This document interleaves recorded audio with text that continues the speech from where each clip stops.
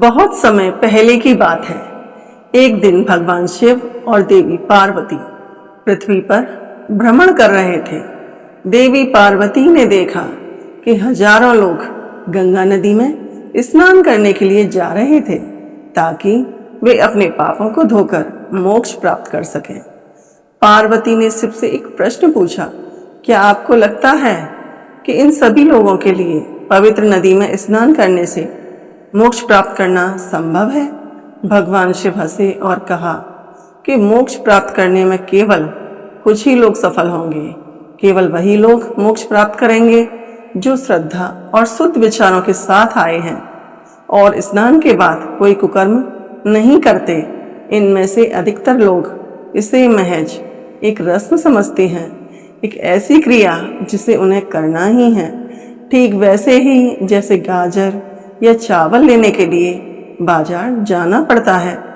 वे स्वयं को और दूसरों को यह विश्वास दिलाने की कोशिश करते हैं कि वे पवित्र हैं, लेकिन वे केवल अपने अहंकार को संतुष्ट कर रहे हैं। शिव ने आगे समझाया कि जो आत्मा वास्तव में ईश्वर को जानने की लालसा रखती है उसे इसी पृथ्वी पर मोक्ष प्राप्त हो जाएगा, और ऐसे प्राणी के लिए पवित्र स्नान जैसी गतिविधि महत्वहीन हो जाती है।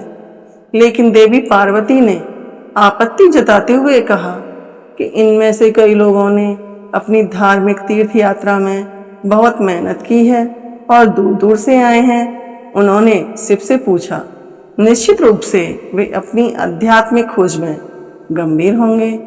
तो यह देखने के लिए कि कौन सही था, उन्होंने एक लीला करने का फैसला किया।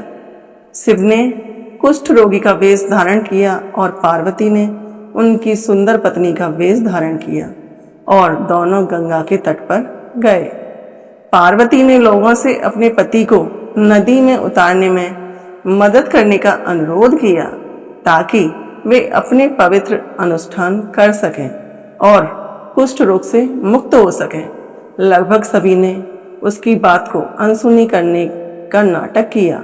कुछ ने तो खुलकर घृणा भी दिखाई और कुछ ने तो उसे अपने पति को छोड़कर उनसे शादी करने के लिए मनाने की कोशिश भी की। कुछ ने सहानुभूति जताने का दिखावा किया, लेकिन किसी ने भी उनकी मदद नहीं की। आधा दिन बीत चुका था और कोई उनकी मदद के लिए नहीं आया था। तभी आखिरकार एक आदमी आया और उसने कुष्ठ रोगी को पवित्र स्नान करने में मदद की। स्नान पूरा होने पर वह बिना कुछ कहे बस उन दोनों को प्रणाम करके चला गया। उसने बदले में कुछ भी नहीं मांगा। तब भगवान शिव ने देवी पार्वती से कहा कि इस व्यक्ति ने मोक्ष प्राप्त कर लिया है। इसे यह एहसास हो चुका है कि सब कुछ दिव्य है, सब कुछ ईश्वर है और हम में कोई भेद नहीं है। वह एक शांत और सौम्य आत्मा थे जिनके लिए बीमार और सुंदर पुरुष एक समान होते हैं। दोस्तों, आपसे एक छोटी सी रिक्वेस्ट है कि अगर आपने अभी तक हमारे चैनल को सब्सक्राइब नहीं किया है तो कर लें ताकि आपको ऐसी प्रेरणादायक वीडियो मिल सके। धन्यवाद।